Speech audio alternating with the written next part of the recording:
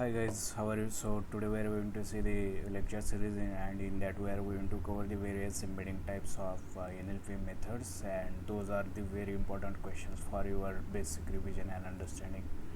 And while doing all those projects also it's requires you. So please stay tuned to the channel, and if you facing any doubt or any issue, please try to ask me. So those are the various types of notes I have made, and most of the time in the interviewer will going to ask you all those questions, and those are the very basic one, and those are the also advanced one. So while doing your real time of projects and while doing your projects and remembering theory, that time also required. So I have made some random notes, but still I will going to tell you all those. So just I'm going to tell you, I will going to create here one cell, and in that cell I'm going to tell you what actually I'm going to cover in that session. So I will going to tell you what are the word embeddings, and means it's a revision type, so everyone know those word embeddings. So in that we are going to divide three types of embedding. One are the frequency based embedding. In that we are going to cover the count vectorizer, that is everyone know. Then we are going to see the TF-IDF. Just we are going to see the overview of those, how those are the works. And as you know, one hot encoder and all those are just the creating the text data into the numerical one. Then there is a next type is the predictive based embedding. So this is the very important, and because of that there is a revolution happens in the NLP. So first one is the everyone's favorite is Word2Vec, and it's required in the most of the projects. Second one is the glow, it's based on the count vectorizer matrix. And third one is the fast text, so it's created by Facebook, and it's split the word into the subwords, and based on that you will go into it.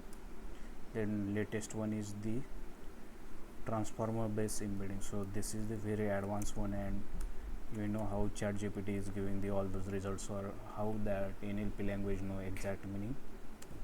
So it will going to give you all those meaning.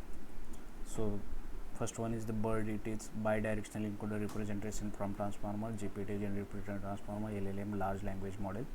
So all those embedding, which is the all those latest advanced one embeddings, which are based on the self attention mechanism or multi attention mechanism. And as a data scientist, you will going to face a lot of headache related to all those, how it's work and query key vectors. So indirectly it's will also going to cover the LSTM, then RNN, then CNN, and all those short form.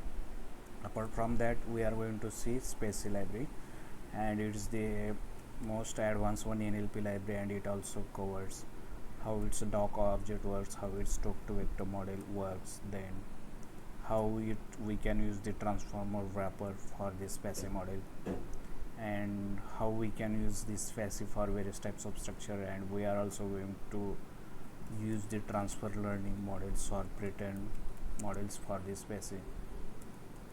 So this is the very basic to the advanced one. And apart from that, we are also going to do the fine-tuning of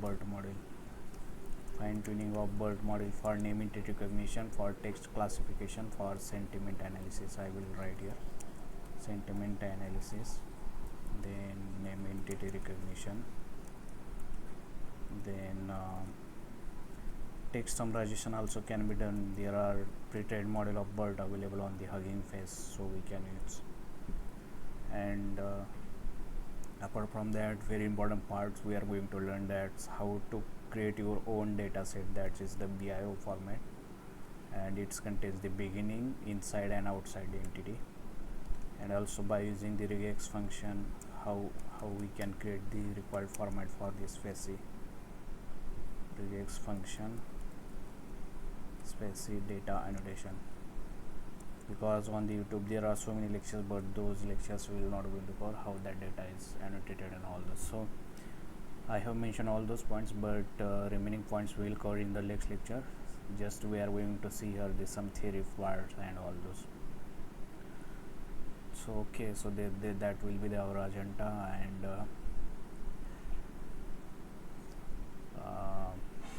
So initially I have not mentioned here the count vectorizer. So count vectorizer is nothing but it will going to give the importance of the words, how many times of that word is occurred in the particular sentence, and if the words occurred the more number of times, then count vectorizer gives its more emphasis. But to be tell you frankly, in the real life those count vectorizers are not used, and so most of the times either many in the real life projects work use the TF-IDF, term frequency inverse document frequency, and another one is the predictive modeling, that is Word2Vector. As compared to all those, Word2Vector is used everywhere most of the times, even to create your own vectors to own database and all those. So everyone know TF-IDF is nothing but it will going to the more importance to the words which are occurred less number of times, and less important to the words which are occurred the more number of times. And how it happens, here we are actually taking the logarithmic terms, and because of that log value and inverse document frequency we will get the all those values. So please try to remember you have need to use the log terms also, and that definition also we have mentioned. So here I have mentioned some parameters such as window size, then size, minimum count, and age. Those are the parameters I will mention here. Those parameters are related to the Word2Vector.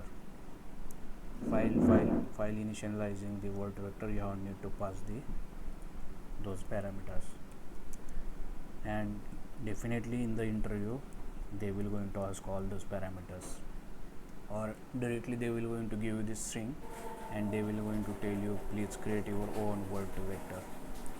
So this one the basic, please ignore the noise guys. So window size is nothing but the how maximum words should be appeared among the alongside the word. Then size is the how should be dimension you put, and minimum count means how many times each word is repeated or not repeated, and age is nothing but which type of model you should use, that is Semantic methods or count of bag of words or skip gram. So Word2Vector by its own uses the Semantic method. Okay, then there is another one is it's a predictive base, okay, glow, and in the interview definitely they will going to ask you how it's work and how it's work mathematical instruction. So it's based on the co-occurrence of word matrices. Suppose there is a paragraph or sentence and in that there are n-gram or bigram words which occurs the more number of times, that pair will be considered as a vector basis. And in the fast text there is some issue related to Word2Vector and glow, that those are also not taking into account the out of vocabulary words issued. So in the fast text the words which are part of the out of vocabulary issue, those are split into the subwords. So here out of vocabulary issue is solved. So please remember this is the sequence to tell or to use in your project. So here I have already mentioned how it's happening and all those. So I'm just taking the revision of all notes which I have made. So here is I feel that loss functions for FAS is cos entropy loss or log loss. It is for the multi-classification, and in the specific for that Galo activation function is used. Okay, so if you use the Adam optimizer, then there is a learn rate that is 5u minus 5u, or it's may vary 0.001 and like that one. So please see that website. In that website also they have given how it's working. Now you may have seen so many of you have used this space and they want to know how the space is using the bird transformer and all those functions.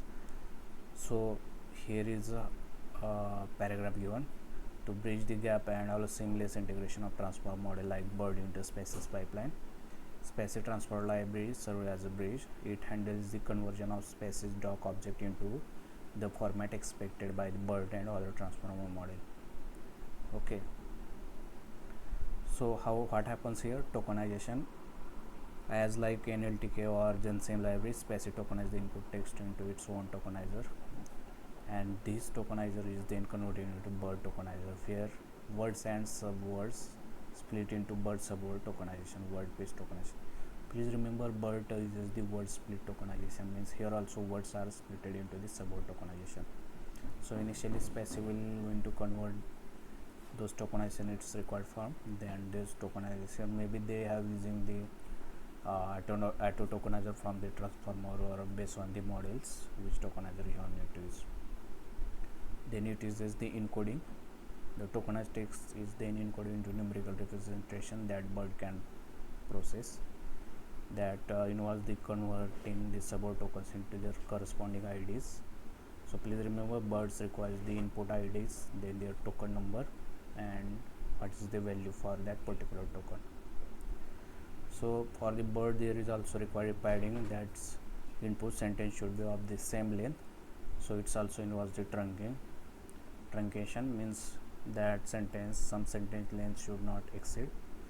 And masking, as the BERT based on case mechanism uses the masking, such as BERT uses special masking techniques called as attention masking to handle the variable length input sequence. Attentions are added to indicate which tokens are actual non-padded, but it's different from the self attention mask. And special tokens, BERT requires special tokens such as classification tokens, which tells about the at which part the sentence is beginning and at part the sentence is end. So if someone asks how Space utilizes all those high-impulse transformers, then you should tell them that how that Space transform library utilizes all those.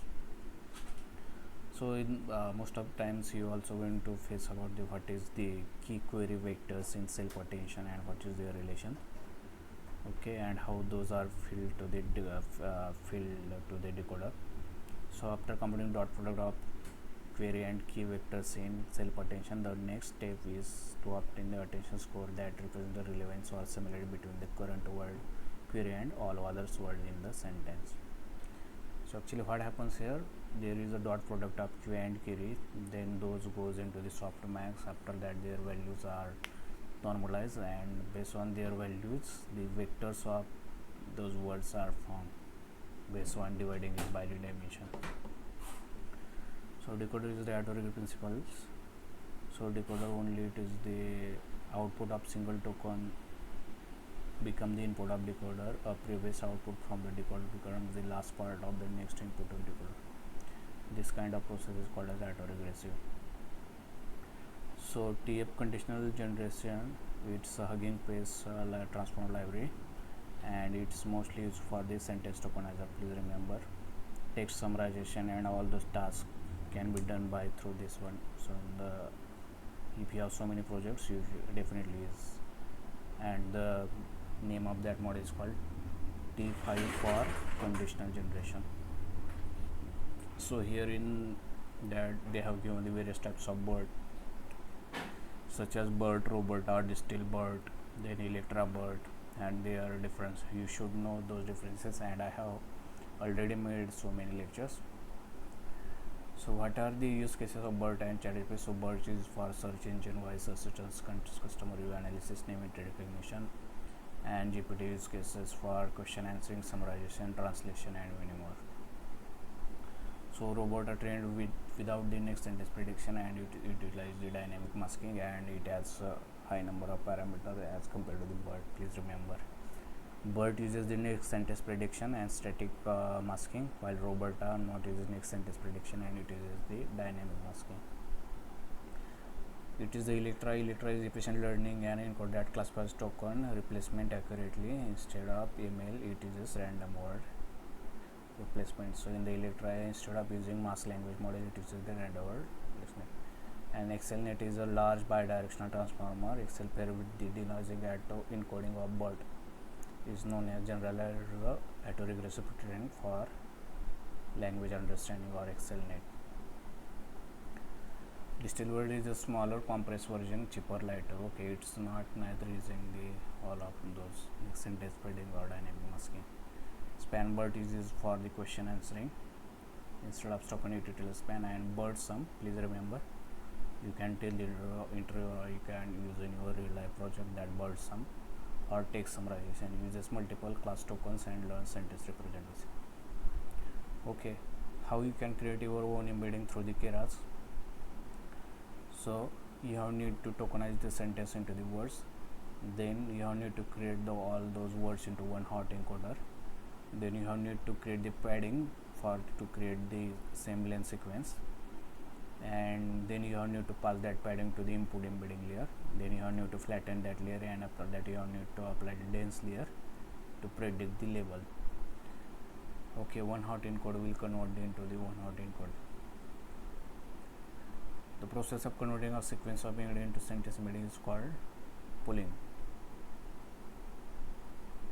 Okay, so here is a basic one example how you should train your all those models, Word2Vec model and all those. So you have just initially need to import numpy XMP, then from Gensim.model you have need to import the Word2Vec. Suppose I want to create my own vectors for the name, my name is Yogesh. Then in that you have need to pass the model, where you have need to initialize the Word2Vec model. Then you have need to give here sentence, whatever sentence is.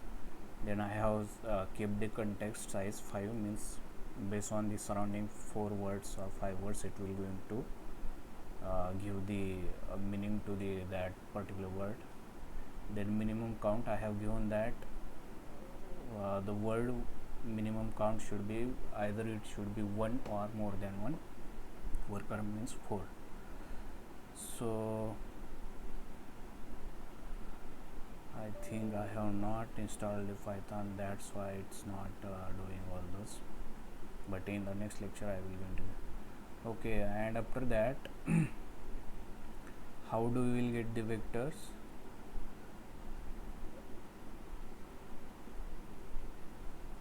After that, okay, you have need to just initialize that Word2Vec model, the model dot vv, and in that you have need to pass the word. Then for each word it will going to give the vectors, but there may be some words in the given sentence which are maybe part of the out of vocabulary word which are not given the vectors from the Word2Vec model. For such words we have need to give the 0 value through the numpy array. So we will going to use the from sentence, means we are going to take the words from that sentence. Okay, then we are going to take the 100 values of the NP. Okay, because we have put the dimension 100, and we are giving the values such that vectors is model vectors and vectors dot append the vector. Okay, I hope you have understand all those. So you can see for each array there are 100 vectors are created. So this is how array look like.